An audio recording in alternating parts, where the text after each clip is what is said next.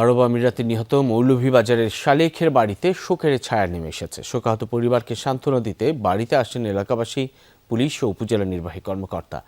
স্বজনদের দাবি, ইরানের ছোড়া ক্ষেপণাস্ত্রের আঘাতে তিনি প্রাণ হারিয়েছেন। নিহত শালেখ বড়লেখা পৌরসভার গাজীটেকা গ্রামের বাসিন্দা। দীর্ঘদিন ধরে সংযুক্ত আরব আমিরাতের আজমান শহরে বসবাস করতেন তিনি। সেখানে তিনি পানি সরবরাহের কাজ করতেন। শনিবার পানির গাড়ি নিয়ে যাওয়ার সময় ইরানের ছোড়া একটি ক্ষেপণাস্ত্র আজমান শহরে আঘাত করে। এতে সালেক সহ কয়েকজন গুরুতর আহত হন। পরে স্থানীয় একটি হাসপাতালে নেওয়া হলে চিকিৎসকরা সালেককে মৃত ঘোষণা করেন। দ্রুত মরদেহ দেশে আনার দাবি পরিবারের। ইরানের মিসাইলে আমার আব্বার গাড়ি উঠে পড়ে।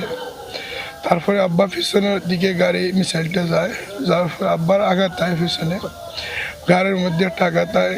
এখানে যে এমবেসি আছে সেই এমবেসির মাধ্যমে কিন্তু যে আদার্স ফর্মালিটিগুলো আছে, আমাদের মৃত ব্যক্তির লাশ দেশে নিয়ে আসার যেই প্রক্রিয়া আছে সেটার জন্য তারা আবেদন করেছেন এবং তাদেরকে সম্পূর্ণ সহযোগিতা আমাদের সেখানকার দূতাবাস থেকে কিন্তু এটা করা হচ্ছে।